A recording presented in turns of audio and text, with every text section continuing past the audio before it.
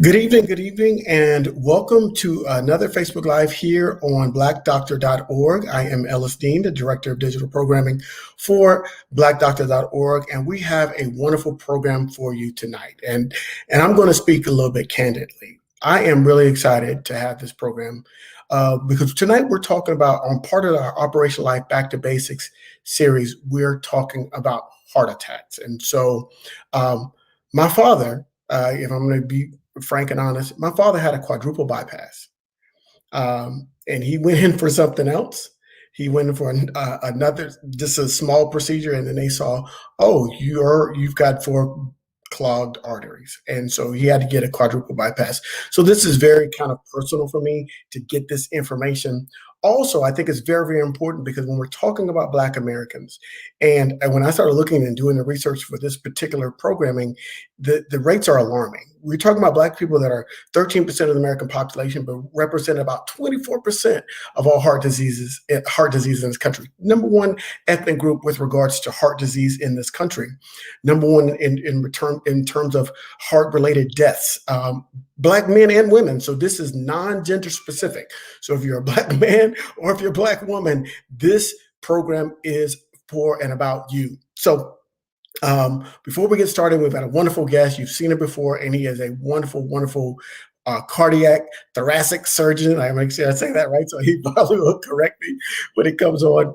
But before we begin, I just want to make sure that you drop a comment. Let us know where you're watching from. We always like to know where people are watching from. Also, if you have a question, please, please, please put that in the comment section, because this program is all about you and getting you the information you need that could literally save your or a family member's life. And so that's what we're here about. And then finally, we want you to be your own best health advocate. And so the more information, as they used to say, knowledge is power. So we're going to give you the knowledge to be able to ask the right questions of your primary care physician and be able to, if you have a situation where you have some cardiac disease or you have family history of it, you could be prepared to overcome. And if you have a heart attack, or if someone you know has had to have a heart attack, you can get them the information they need that could be life-saving and life-extending for them. So I know you didn't sign on to see me talk and hear me ramble on about heart disease. So I'm going to bring on our guest, and it is Dr. William Cooper. Like I said before, I believe I said that right, Dr. Cooper. You are a cardiac thoracic surgeon. Is that correct? Yeah, cardiothoracic surgeon. Yeah, cardiothoracic surgeon. I got to write that down. It's a pleasure to be here and talking about this topic tonight with you. Absolutely. So I'm going to just ask the simplest question, but I think it's important for people to really recognize what it is we're talking about. What exactly is a heart attack? Yeah, that's a very good question. And I think when you start talking about getting back to the basics, it's important to understand that when we talk about a heart attack, in very general terms, what we're talking about is cutting off the blood flow to a particular part of the heart. And when that occurs, typically what you will get is you will get a cascade or a series of events that will begin to unfold. Immediately cutting off blood to that part of the heart will cause pain in some people, not in all people. Some people, as I had a heart attack, I had a silent heart attack, which we're going to talk about later. I didn't even know it. But typically you will get pain, and that has to do with the release of various substances from those blood vessels and into that muscle and then into your bloodstream that causes that sensation to go then to your nervous system to cause the sensation of pain. Okay. But essentially a heart attack is cutting off blood supply to a particular area of the heart. And generally that requires some type of a blockage in an artery. There are other reasons why one can have a heart attack, and that has to do with other issues that can lead to a reduction in blood flow. It could be reduction in blood flow in general. And so if you were to turn on a water hose or garden hose in your garden, well, you've got to move around to sprinkle that water all over the garden, right? Mm-hmm. Well, the way to think about that is if you reduce the amount of water coming through one of the arteries on the surface of the heart and it's not getting to one part of it, then that can lead to a heart attack. And then the heart attack, that may not necessarily be a specific blockage or a clot or something like that. But essentially what we're talking about with a heart attack is essentially a reduction or a complete stoppage of blood flow to a segment of the heart muscle, and that's a heart attack, i.e., similar to a stroke in the brain attack. You're talking about reducing blood flow to a segment of the brain for whatever reason that may be. It could be from increasing pressure, a blood clot, an embolus, or something of that nature, but you're reducing blood flow. And then that leads to a series or cascade of events that begin, quite frankly, to cause destruction in the case of the heart, of heart muscle. So, and that blockage could be to the entire heart or a specific area of the heart. Because I know there's like four areas, 4 chambers of the heart, and so that blockage could be to any one of those four or all four simultaneously. Like with my father, he had the quadruple bypass, so he had to get to all 4 chambers.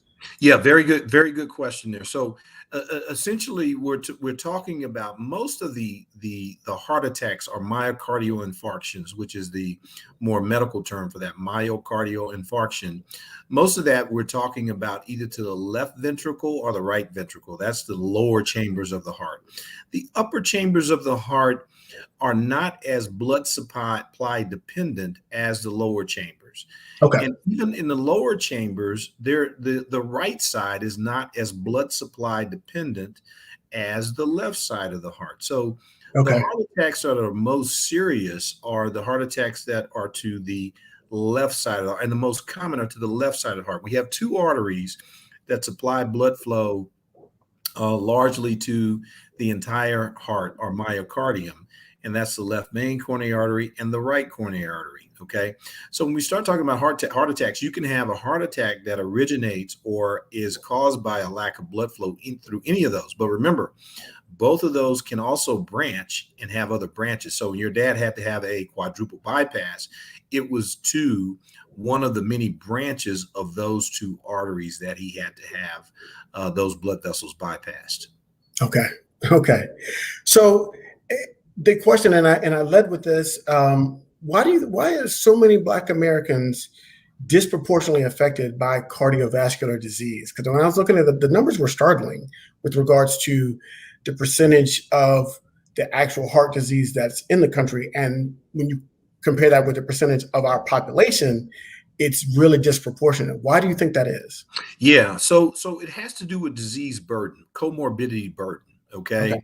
So if you look at the prevalence of obesity, you look at the prevalence of diabetes, certainly the prevalence of hypertension among African Americans. When you look at that as risk factors or precursors to development of coronary atherosclerosis and buildup of plaque, which is one of the leading causes of heart attacks, then you have to really attribute it to that. Now, the question becomes, why is that? Okay. And I think we have to then begin to look at all kinds of different things. They're genetic issues, obviously. We were people that were brought here against our will involuntarily through slavery. And so we were taken out of our natural phylogenetic environment in a lot of cases. We also have to look like the sort of the social determinants of health. A lot of us live in areas where we don't have access to great nutrition, great parks and recreation, and things like that. So why do we have this excess amount of comorbid conditions? There are a number of issues that go into determining that. And I think we have to look at all of those things when we start trying to figure out why is it that African Americans have a much higher burden per capita of cardiovascular disease than our white and non or Hispanic counterparts in fact. And so all of those things play a role in the burden of disease. But what it boils down to, quite frankly, is the thing that's right in front of us is the burden of comorbid conditions: diabetes, obesity, hypertension, hypercholesterolemia. Not so much family history, but that also plays a role in development of coronary artery disease and the risk of heart attack in the long run. Okay, so that's good to know. And what's all well, that's not good to know because we're talking about an illness.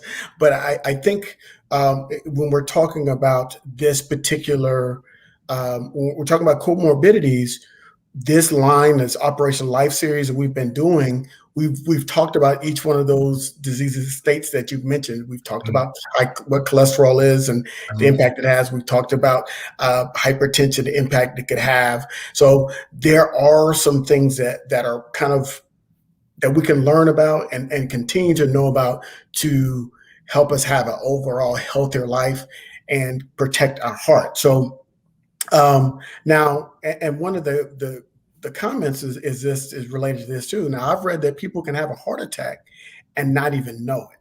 So, how does that happen? And what are some things that people, you know, and what are those conditions that you can have a heart attack and not even know it?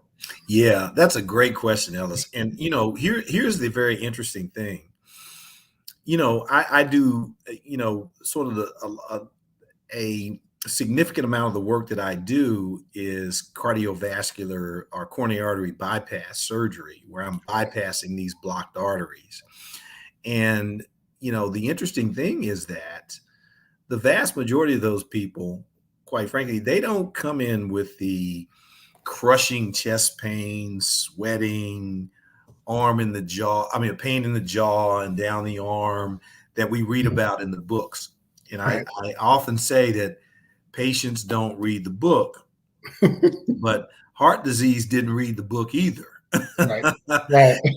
And so it's very, very common to have and this is why it's so important. It's so important to exercise, to follow up with your doctor, to connect with a healthcare professional. It is very, very common that the most common symptoms of coronary artery disease are the uncommon things, the Okay. atypical, or what they call atypical chest pain, the the feelings of anxiety, the shortness of breath, okay, the little tingling here, a tingling there, or the occasional little palpitation or something like that. In fact, those are the most common things that we see to make this diagnosis. Oh, the subtle things. Okay, I can't walk up a flight of stairs like I used to. Okay. And so those become kind of the subtle things that get attributed to, oh, I'm just slowing down, I'm getting a little older, Mm. et cetera, et cetera, et cetera. This, and let me tell you, if there's no other take home message from this, and I want people to listen to this, and you said, what are some of the underlying cause things that can lead to this silent heart? And that is in one segment of patients, and that is diabetics. Okay. If you are a so called pre diabetic, borderline diabetic, or flat out diabetic, you do not feel pain or even some of these very subtle symptoms the way that the majority of us do. Okay. And it is incumbent upon you to understand that. So, diabetics, the most common scenario that I have seen in my 30 years in treating people with cardiovascular disease is they'll begin to have subtle signs of swelling or shortness of breath or something. They don't, they do, okay, but the majority come in with the subtle things and not the big whopping chest crushing chest pain that Right. we read about in the books. So diabetes in particular, it's very important to know that the subtle things are very, very important. It's so important for you to be in tune and connected to a healthcare system. So now, in terms of the silent heart attack,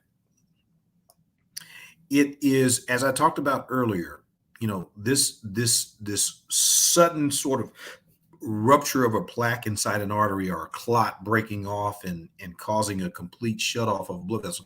That's actually not very common in terms of what we treat. What's Okay. much, much more common is the gradual, slow buildup of plaque inside these arteries. And so that's why it becomes so important for people to manage their risk factors. Get Okay. your blood pressure in check, get your cholesterol in check, okay? Keep your diabetes in check. And what does all of that begin with if you want to do those things? It all begins with nutrition. It all Yeah. begins with managing your weight. Your weight is probably the most important thing that you can do and keep that weight in a much more, particularly for men, it's the gut. I mean, you got that big round gut in the middle. You got to get rid of that gut, guys. I mean, I struggle with it every day, but we got to get rid of that big midsection. Mid-abdominal circumference has been shown to be an independent risk factor for heart disease in men, particularly African-American men. The beer belly, that's what I'm talking about. Mm-hmm. There's another group that has to be really, really cautious. And I can tell you right now that I have cured more acid reflux and acid indigestion and GERD, as they call it, by doing bypass surgery, I think, than Zantac. So the fact of the matter is, it is truly your heart that's burning. And so when I go back and talk to people who so-called have these silent heart attacks, Right. and you start to really sort of drill down, I can't tell you the number of people I've talked to over the years. Oh, it was after I had a bunch of chicken wings and I was up all night and I thought that, it was just indigestion, and then you start thinking and you start talking about, I bet that's when you had your heart attack.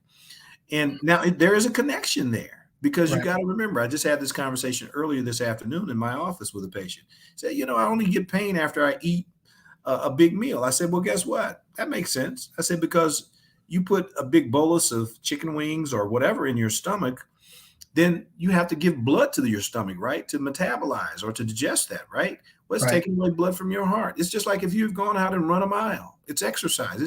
It's redistribution of the blood flow. And Right. so there's no mystery there. So silent heart attacks happen in the context, in the setting of very subtle symptoms that people aren't recognized, or in a lot of cases, no symptoms whatsoever. But they're still, because of gradual buildup of plaque, they're not getting blood flow. And then they come in and we look at an EKG and we say, oh, wow, you have evidence here of having had a heart attack in the past. And they're like, whoa, what? Yeah, because it doesn't fit what we have basically sort of characterized as the presentation, the crushing Right. chest pain, sweating, and heart racing, and can't breathe. That does occur, but quite frankly, it's not the most common scenario when it comes to coronary atherosclerosis and heart attacks. You mentioned something when you're talking about having shortness of breath, and I think many people would probably associate that with some sort of like asthma or COPD or something like that, and they might go see the wrong doctor and not realize that something. But it makes sense now because you're talking about, you know, your lungs get oxygen into the body, but your blood cells in your heart is how that oxygen gets delivered to the other areas of the body. And so if there's a distribution situation going on and not enough flow happening, then you could feel shortness of breath with regards to. So it's all connected. Yes, um, yes, yeah. So Shauna, I think, start with walking. Start with a brisk walk. I know you said you want to jog, but you're afraid to jog. Start with a brisk walk and then work your way up to it. yeah, yeah. I, Or I agree. I see Shauna's question there, her comment. Yeah, I mean, if you're afraid to jog, Sean, and I don't know how old you are, you need to go and see a doctor first before you start doing anything. Just go Mhm. see your doctor and have a conversation with them and tell them what you want to do and do a good overall evaluation of your health and where you are and what your goals are. So let's be smart about it. Okay. And I Right. think Ellis is right. A good brisk walk can tell you a lot of things. But if you Right. haven't done that in a while, expect to be a little tired and winded at the end of it because you will be.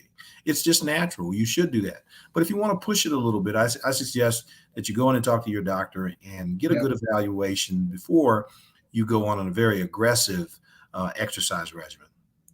Yes, absolutely. Because you get a baseline, right? So get Yes. an EKG, as he mentioned, get your cholesterol checked, get all of that, what your blood pressure is, get all of that checked, know what your baseline levels are, and then start slow. I mean, a good brisk Right. walk is fine. And then say, hey, you know what? Today, after you get comfortable doing that, do a quarter mile, right? That's right. and then do a half a mile when you get used to doing that quarter mile. Your body will adjust to it. It sometimes it takes a little bit longer, especially as we get older. And I can speak to that. It takes a little bit longer to get up No to the doubt longer about that. distance. Yeah, absolutely, my friend. But it could definitely happen, and your body will adjust to it, and you'll Right. feel better. Maybe not immediately. You'll feel tired, a little bit worn out immediately, but over Right. time, you'll feel a lot better. Um, That's correct. so when somebody has a heart attack, what should they if they know they're having it? So we've already kind of talked about the silent ones, that ones that Mhm, they don't mhm. feel and they don't learn until later on.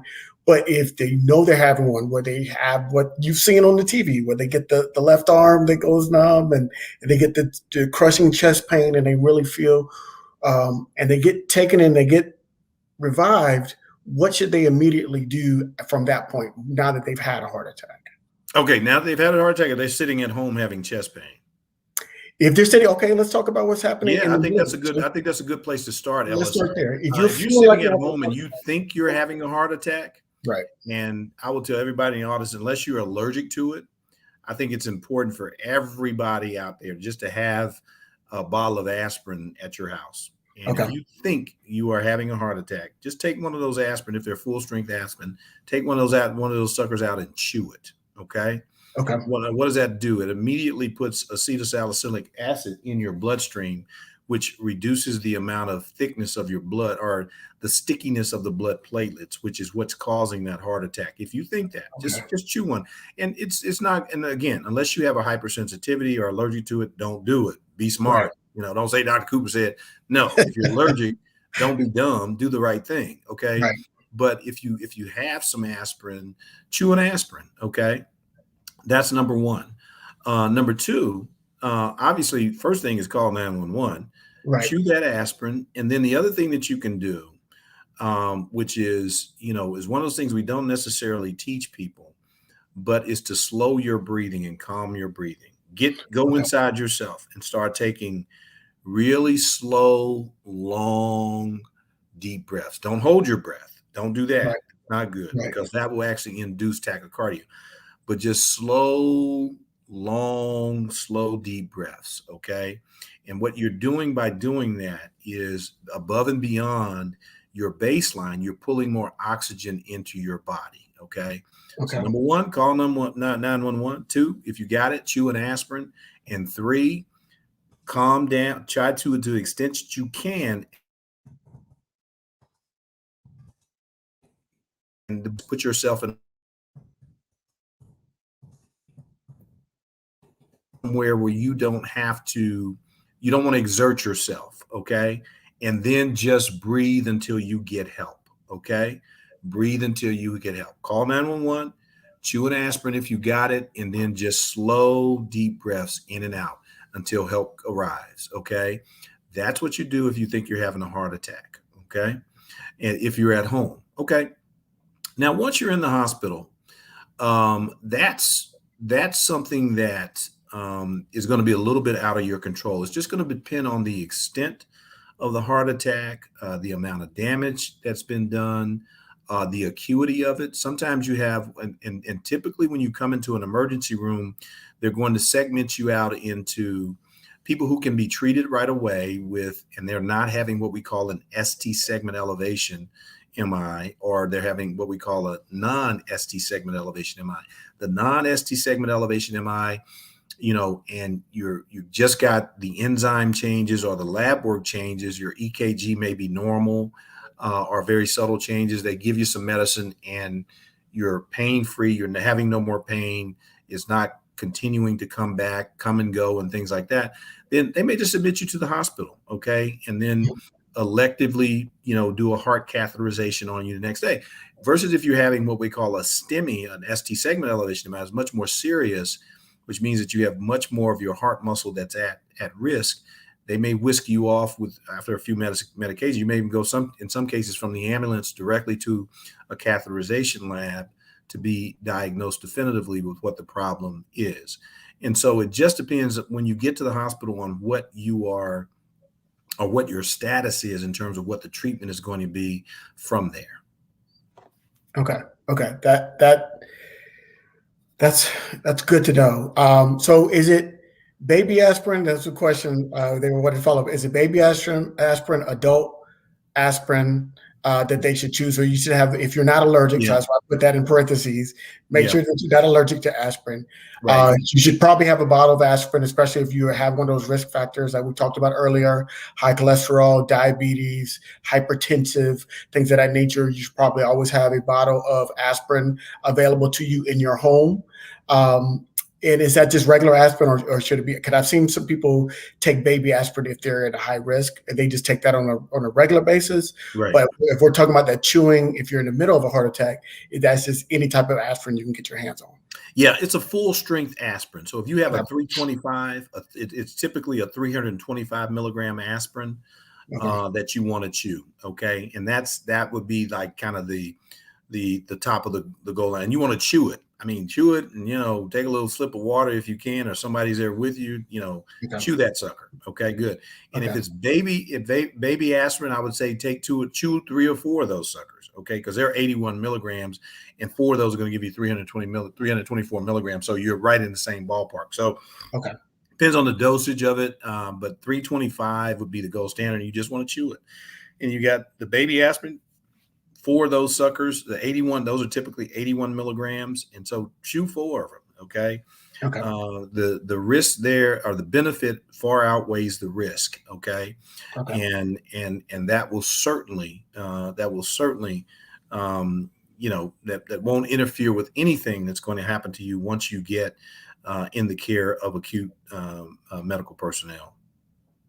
Okay. So I know we've talked about risk factors like obesity being a risk factor. And one of the things that we've learned and we've talked about here on Black Doctor is that obesity is a diagnosis. And I think people think about that term obesity as just a description, right? And so it's not a description, it's an actual diagnosis Right. that you have to meet certain criteria in order to reach that. Now, because it's a diagnosis, you could overcome it, right? And so you are not just permanently defined as obese. That is a level that is reached. And then if you come down from that level, you're no longer considered to be obese. And so we're talking about obesity, high cholesterol. We've talked about hypertension. We talked about the dangers of diabetes.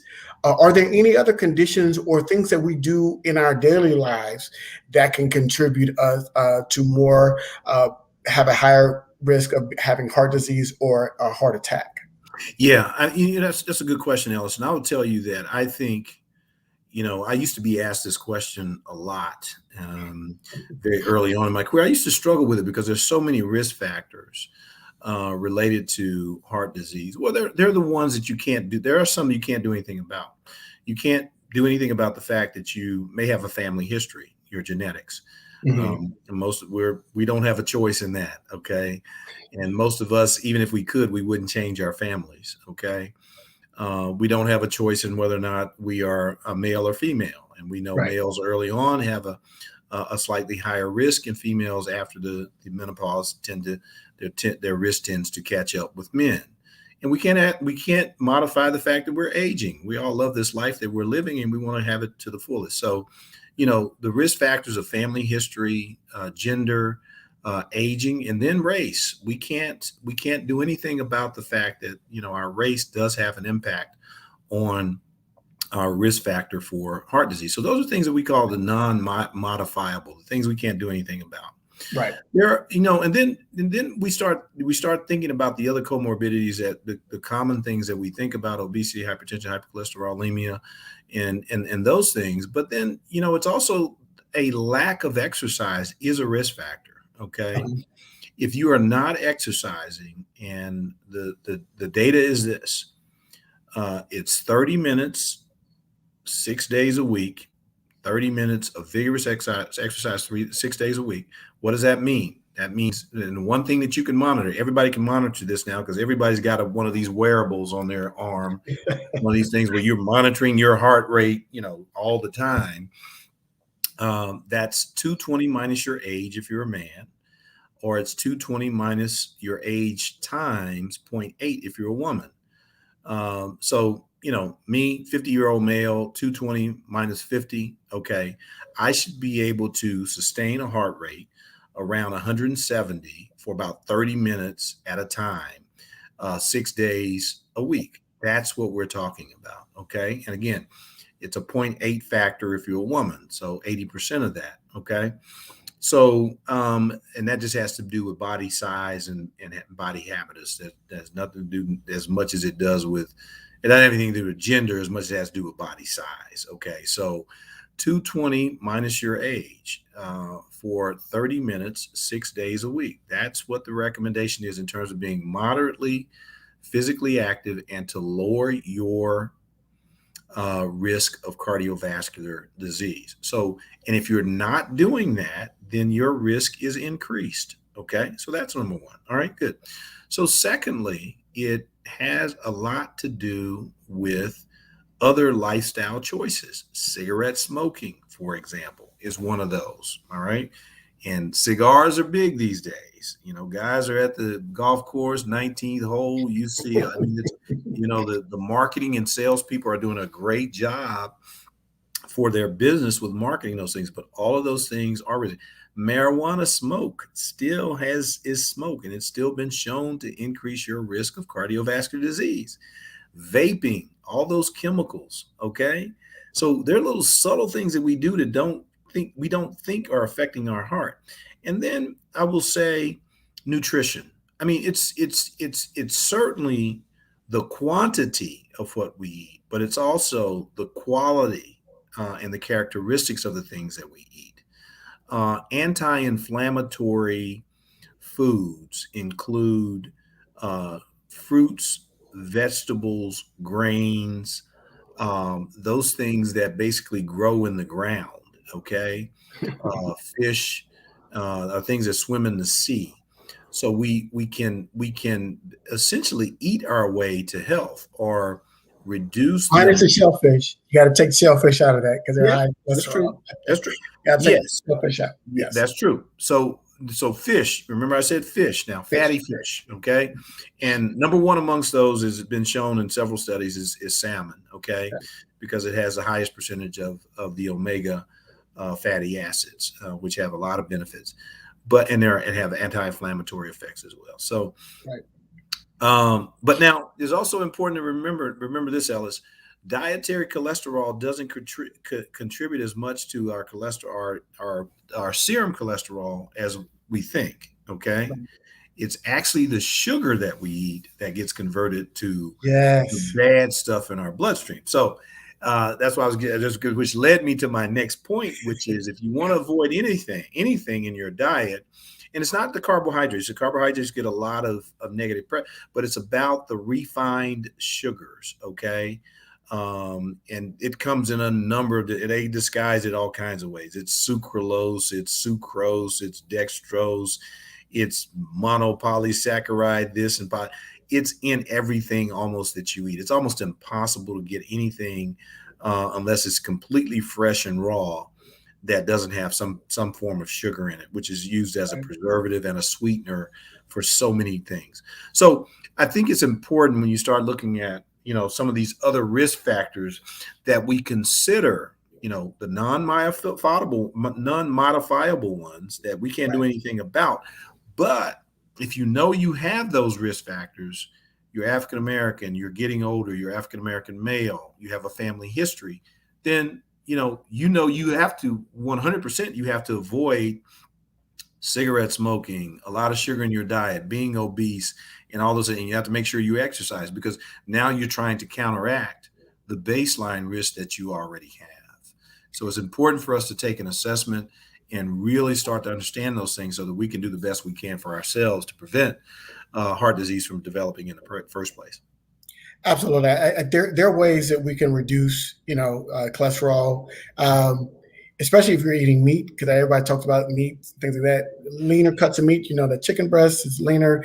Take the skin off. That's where a lot of the fat is on all of these meats. If you take the skin off of it, and you don't have to cook it in oil. You and can you don't cook have to it, cook it in just cook oil, it, frying just it. cook it. Air fry it. If you Air want to fry it. air, It's a put it in wonderful there. thing. Take that Yeah, skin off, grill it, but don't char it because that char yep. has some negative Chemicals. Yeah, negative chemicals in it. So grilling, that's why that George Foreman is great. If you it got it, is. you It got it. is. You're correct. Because all that fat drains off of the meat, and then you can just get it if you're just not going to go completely meatless. So there are ways to lower it, but what you can't take out, you can't take sugar out of those bars that we love to eat, those energy bars, and say, oh, I'm just going to eat this for energy. This is better because my caloric intake is down, but your sugar intake can be up. So make sure you read the packaging of those breakfast bars or those prepackaged foods. We can't take the sugar out of it. We can't reduce it. And that's what they do it to preserve it and also to give it flavor. And then we could just be dumping a lot of kind of refined sugar into our body, unbeknownst to us, right? Just That's correct. really with the best of intentions. Right. And it could have some dire outcomes if we're not careful. And just understanding this, there are 88 million people that are pre-diabetic in the country right now. 88 Wow. million. Yes, And that's so correct. just understanding, and we're talking about pre-existing conditions that can lead to a heart attack. Being pre-diabetic is one of them that we talked about earlier in this program. So if you're just joining us, we're with Dr. William Cooper, and we're talking about heart attacks, what you should be doing. We talked about what you should be doing if you're having one, if you're middle of one at home, and to your aspirin. If you're not allergic, call 911 first. That's the first thing you do, dial 911 and tell them, I think I'm having a heart attack. They can triangulate your position. Right. Number two, if you have some aspirin in the home, whether it's baby or otherwise, chew the aspirin, take a little bit of water to get it down into your system. And number three, slow your breathing. Don't stop breathing. Don't hold your breath, but slow your breathing so you can get more oxygen into your body. Those three things right there will help save your life and can reduce the damage that can happen from the heart attack until you can get to the rescue worker, EMT can get to you and get you to the hospital. So Correct. that's kind of a summary of where we are. And then Dr. Cooper did a wonderful job of kind of explaining risk factors, the ones that are known and the ones that we do to ourselves by eating sugar, eating too much cholesterol, not exercising, smoking, whether it's cigarettes, cigar, vape, hookah, marijuana. Smoking is bad on the body altogether. And I know many of us enjoy it as a recreational activity. We take something, it's not worth it. There are other things that are better for you that could be just as enjoyable as smoking. And so that's where we are in summary. So we've got some more questions. And again, we encourage everybody, if you have any other questions, there was a question, we were talking about cholesterol. There was somebody that asked a question from watching on YouTube that asked, if they're on cholesterol medication, will that impact their risk factors in terms of having a heart attack? Yeah. So the bottom line in general on statins, which are the cholesterol lowering medicines, is that they independently reduce your risk of heart attack. And how do they do that? They're surrogates. They reduce cholesterol. Cholesterol then doesn't have the ability to build up inside arteries, and therefore the substrate for developing a heart attack is not there. So Right. yes, statins do reduce your risk of a heart attack. Now, that having been said, the statins there can be toleration issues with those. In other words, Mm-hmm. in some cases they're not very well tolerated. They can cause muscle cramping. They can cause all kinds of liver, potentially even kidney problems. And so some people don't tolerate them very well. There are alternatives that are more natural, if you will, or supplements to that. Omega-3s are something that you should consider if you have to have a statin or are intolerant of. And then a high fiber diet, very, very important. High fiber diets have been shown to lower your cholesterol. And so that's very, very important to consider when you're taking a statin. But statins have been shown to reduce your risk of hypercholesterolemia and also morbidity and mortality from heart attacks. Okay, good. So what are so now that so we've had the heart attack at home, we've stabilized ourselves by taking the aspirin. We're at the hospital now. hospital has taken care of us and we're about to be discharged. What are some of the things that we should be doing after we've had that heart attack, we've survived it? Are there some medications that might be prescribed as a result to help lower that risk of having a second heart attack? Because I think I read somewhere where it's like up to like 30% of people have a second heart attack after having that first one. So Yes. is there medications that we can take in order to reduce the risk of having a second one? What happens after we've been discharged from the hospital after having that first heart attack? Absolutely. I think that's a great question, Ellis. And so number one is yes, there are a handful of medicines that everyone after a heart attack needs to get used to. And it's these are lifelong medications. We talked about the aspirin before. You're going to be on aspirin after. Okay. In some cases, you may be on an additional blood thinning medicine called.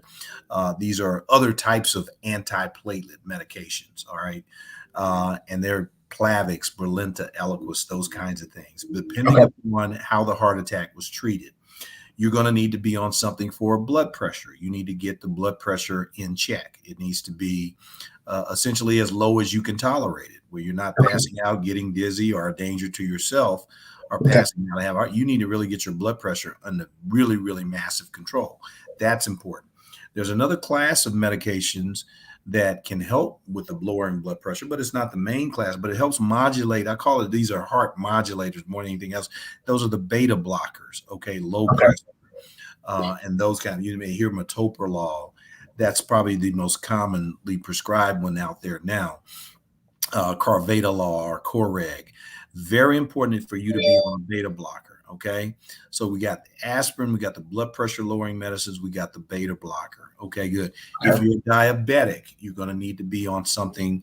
If your sugar's not been under control, you may have to consider being on insulin to get really much more aggressive control of your blood sugars. And then finally, the statins. We talked about that. Most people after heart attack are going to need to be on something to, and it's not just normal cholesterol. You really, in fact, the data is showing that it's probably better that people who've had heart attacks and have heart disease have lower or subnormal cholesterol levels, okay? And supranormal and the good cholesterol. Somebody mentioned the LDL cholesterol. It probably needs to be at a really sub-therapeutic level, and the HDL needs to be at a really super therapeutic level. I mean, it does, you need your HDL in the hundreds and your LDL down in the 20s or 30s if you can get there, okay?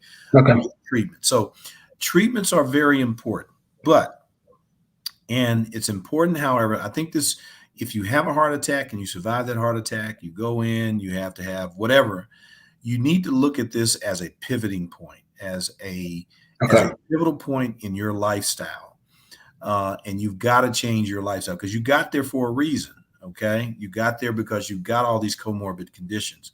So it's extremely important. And I think one of the things that is underutilized, but is extremely helpful and has been shown to reduce you having that 30% chance of having that second heart attack is cardiac rehabilitation. And that is going through a designed exercise program that basically does a couple of things. One is it shows you what you can do. Two is it gives you the confidence, and yeah, I can do it. Because how many people have you seen that had a heart attack? Oh, he can't do anything. He got a bad heart. You know what I mean? And all they're doing is sitting there creating this vicious cycle, and essentially by not exercising and doing the things that they need to do, they're just recreating the whole thing over again. So those are the people going to end up back in the emergency room with another heart attack in a short period of time. So it's extremely important, okay, that we look at these events as a pivoting point to now change our lifestyle. Go through that cardiac. It's extremely important to go through that cardiac rehab program. It's going to give you the confidence. It's also going to show you that, what you really can do even after having had a heart attack. And these are certified cardiac rehab programs. Typically, there are nurses, doctors, and doctors on site, exercise physiologists who are there essentially because they know all of you all have had heart attacks, and they know you may need them at any point in time, and they're trained to help you get through that. So cardiac rehabilitation is so important after a heart attack, in addition to taking your medications and now also implementing really sustained long-term lifestyle changes. Okay, so that's on the positive side. You got your list of medications that you can do. You may or may not have to be on, but you're going to have to be on to kind of stabilize your vitals and your other conditions that can lead you to getting a heart attack. You've got this cardiac rehab program that you need to start becoming part of to enlist it, so you know what you can do and what you can't do, Right. and build your heart back up. Now, the other side of that is what can happen if you don't do those things? If you Oh, don't yeah. take your Yeah. medications Yeah. and if you don't do the cardiac rehab program, what are the potential consequences if you had the heart attack, you survive it, and then you go right back to those behaviors that you were doing before that got you the heart attack in the first place? Yeah. So, oftentimes, Ellis, when we look at statistics and numbers, we think that that's our destiny. It's not our destiny, it's our disposition. Okay. And so you have a new disposition now. You've been rescued from this. And I think if you look at that, if you look at that 36 or so, 7% of people of heart attacks that come in, they're second heart. You're absolutely right. I mean, a third of Right, people that I see, or 50% or more, perhaps even in some cases, have already had this before. It's not the first time. They're not their first time to the rodeo. But right. here's what we see that they do. They've gone back to smoking. They're Mhm, still overweight. mhm. And those are probably the two biggest ones. They're back smoking and they're still overweight. They're not exercising. The blood sugar's out of control. Okay. And so they haven't taken the time to implement all of the secondary preventive strategies that we talked about the first time. And I Right, warn people, I said, you don't want this twice. You do not want this knife twice. You don't want it once, right, but you certainly don't want it twice. And so that 30% plus percent of people that we talk about that are having that second heart attack in terms of amongst all heart attacks, those are the people who are non-compliant with the regimen. So, right, and here's the good news. And here's the good news. You kind of alluded to it.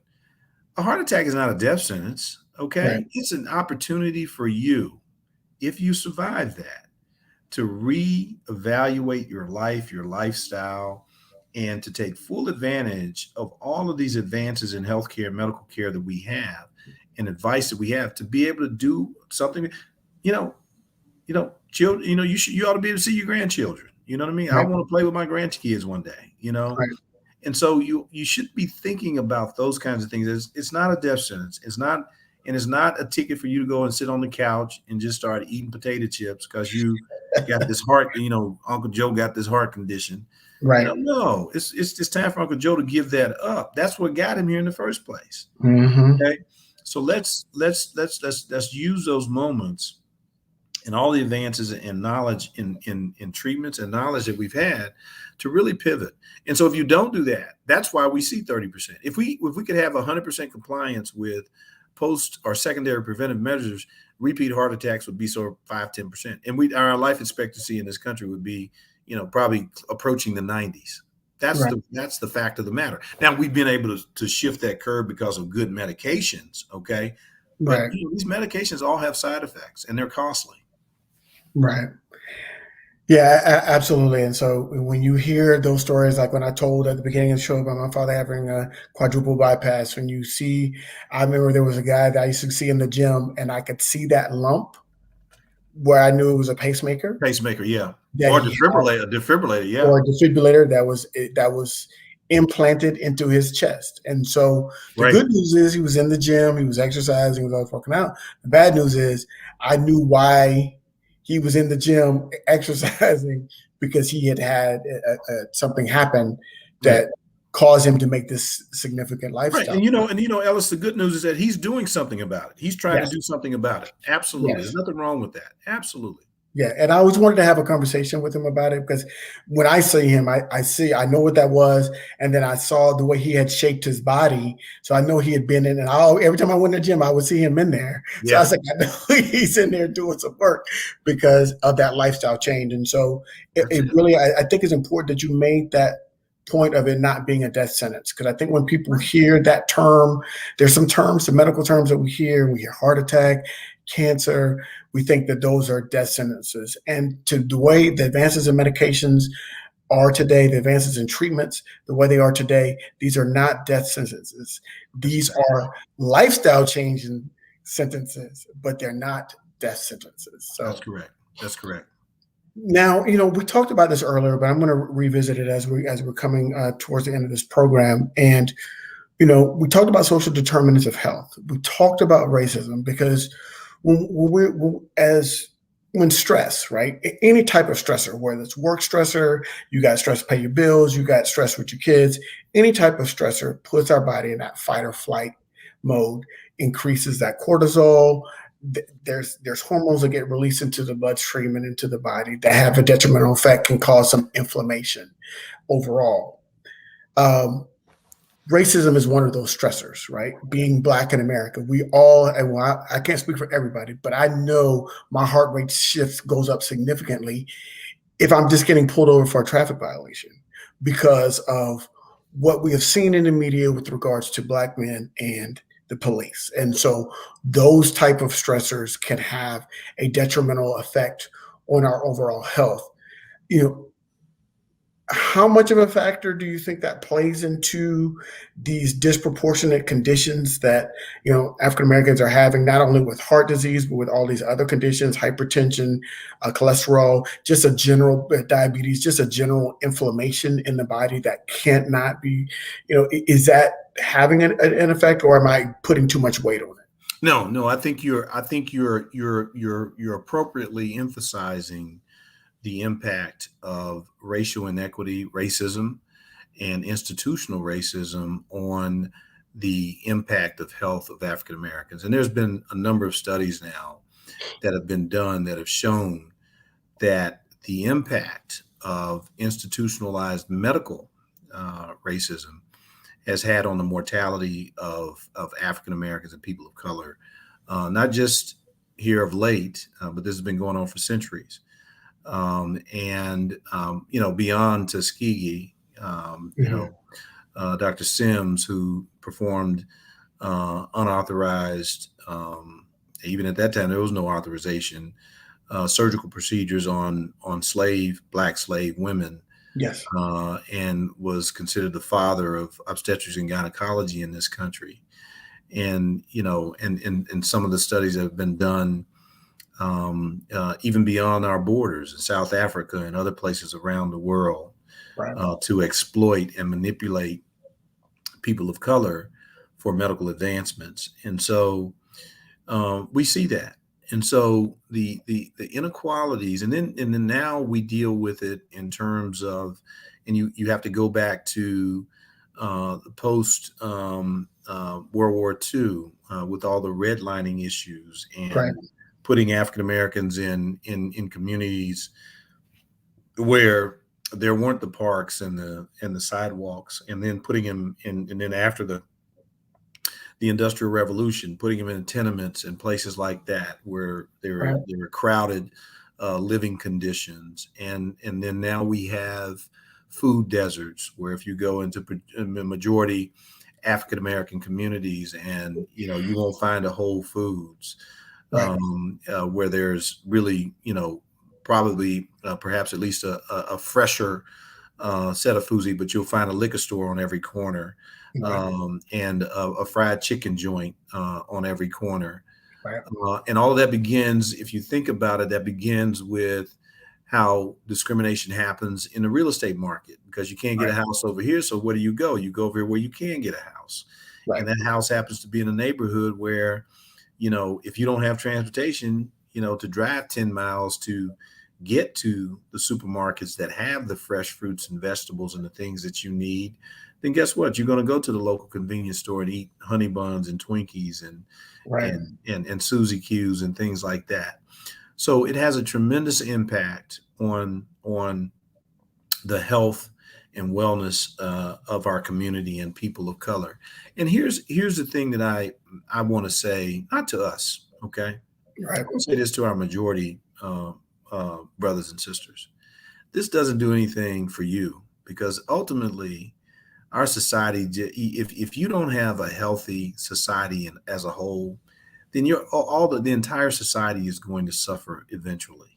Right. And so this is why I try to tell my colleagues in healthcare, I do a tremendous amount of teaching, don't, I mean, it doesn't care. I don't care in that context. I don't care if you're white, black, or Puerto Rican. Tell me what your problem is. I'm a disease fighter. I Right. don't even know that Miss Ann drunk 2 liquors. I do need to know that at some point, 2 liquors of vodka, and she smokes this and smokes that. That's okay, but I still got a disease process that I have to combat. And I have to deal with, in the context of the social issues. I still have to deal with her.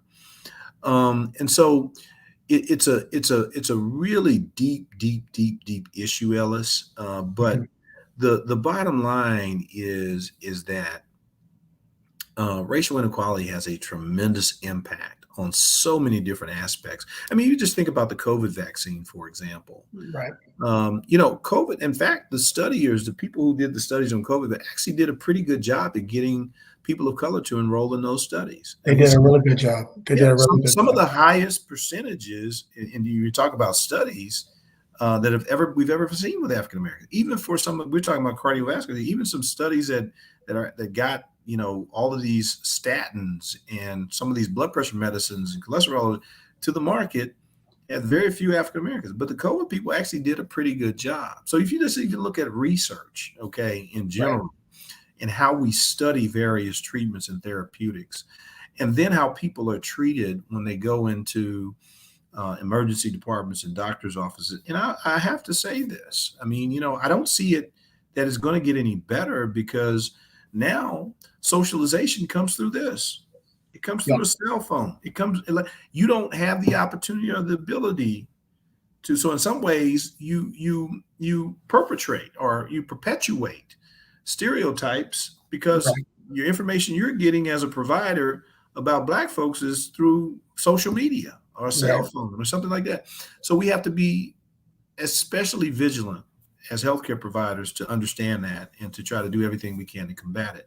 But it has a tremendous impact. I mean, Okay. multiple fold impact on life expectancy, mortality, survival, and outcomes related to a number and a host of diseases, not just heart disease, cancer, COPD, HIV/AIDS, trauma, you name it, COVID.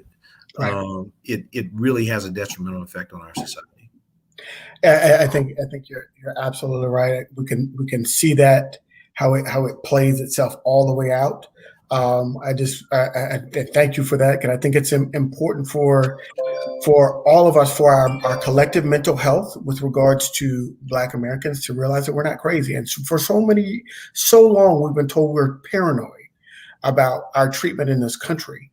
And now the beautiful thing is that when we're talking about these phones, they have also become the great equalizer, Yeah, they because a have. lot of people have been videotaping and That's putting right. on social media how they're being treated for just being Black in America. And so Right. America is now seeing, hey, this is not just isolated incidences.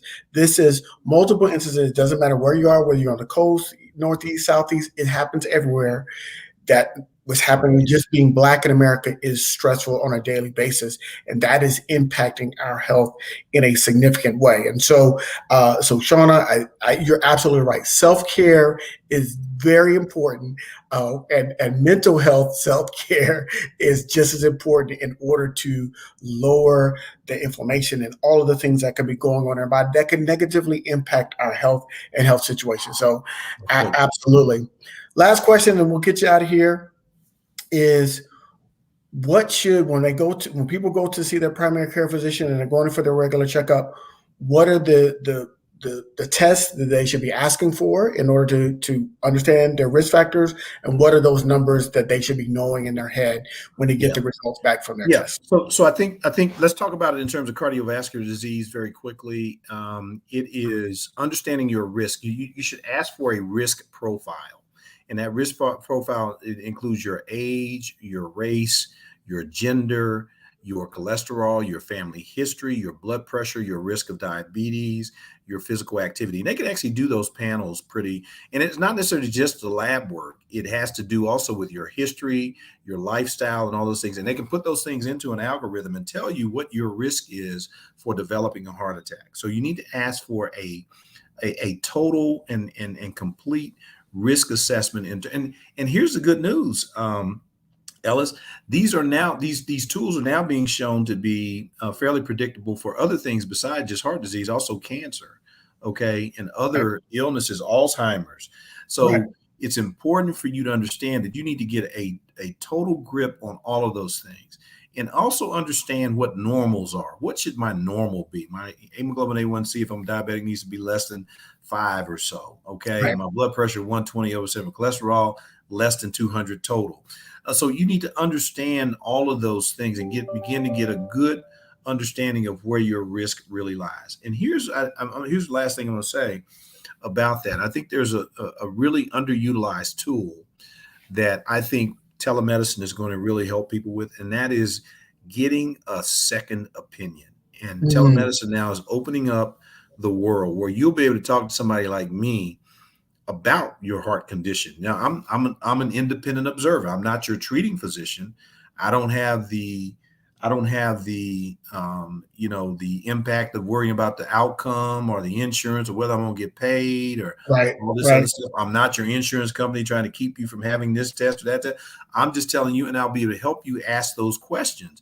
So I think, and one of the things that my company is doing is actually going to be helping people get access very easily to second opinions, health partners, somebody who it can be more objective and is not involved in that grind with you and 1,000 other people every day, but can kind of help you navigate the health system. And these are healthcare professionals that will be doing this. So I think really, really, really, really think about always, particularly when you start talking about having surgery and other invasive procedures, getting second opinions to the extent that you can. Well, absolutely. Well, you heard it here first, people. That second opinion and being able to get it, whether Yep. it's virtually or not, is paramount to peace of mind. First Yep. and foremost, peace of mind to understand that if they're corroborating in their opinions about their diagnosis, then that'll give you peace of mind that says, "Hey, look, this is not just somebody," and the treatment plan. And if they give there's a corroboration in that treatment plan, that's going to be very, very important in terms of being able to, with our adherence levels, our ability to feel better, because our mental is going to affect how we're physically. If we don't feel comfortable in what's happening to us physically, we're not going to follow through, and we're going to have poor outcomes as a result. And so we've Yeah. got to be able to, that second opinion is paramount Right. into. And if you don't trust your provider, you're not going to trust the treatment plan. Right. And they're not the only provider out there. So That's please, right. please, please be your own best health advocate. You see your No doctor doubt about it. maybe 15 or 20 minutes every time, but you know what you're doing and you know how you feel. Trust yourself. Go get that second opinion, even if it's just for peace of mind. Ask the doctor. They get offended. They weren't really, they weren't good for you anyway. They should That's not be exactly offended right. That's that exactly you right. You're absolutely correct about that. Yeah. for a second opinion. So I just want to say thank you, Dr. Cooper. This has been wonderful. It's always wonderful to talk to you. Sure. Thank you Thank you. for coming in and giving us that information about a heart attack, which is very important, because people think about all these other diseases. When we talk about black illnesses, we always talk about hypertension and diabetes. Those are the big two. But heart disease is the number one killer. That's Black absolutely people. correct. And so we have to make sure that we are armed with the information and what to do if we are faced with a heart attack. So thank you, Dr. Cooper. We're going to re-air this tomorrow morning, so make sure you're Thank you. watching. If you missed it, we're going to re-air this in the morning. So tag a friend, let somebody know that we're going to be re-airing this tomorrow morning so they can get the information they need. And it will always be on our YouTube channel. We've got a whole playlist called Operation Life. You can go and check out, go back and learn about cholesterol and hypertension and diabetes. And we've done asthma, COPD, we've done prostate cancer, and now we've done heart attacks. So this is our 6th episode, and we've got all of the diseases and health conditions that disproportionately affect Black and brown people. So thank you again this evening, and we will see you all next time. Sounds good. Thank you.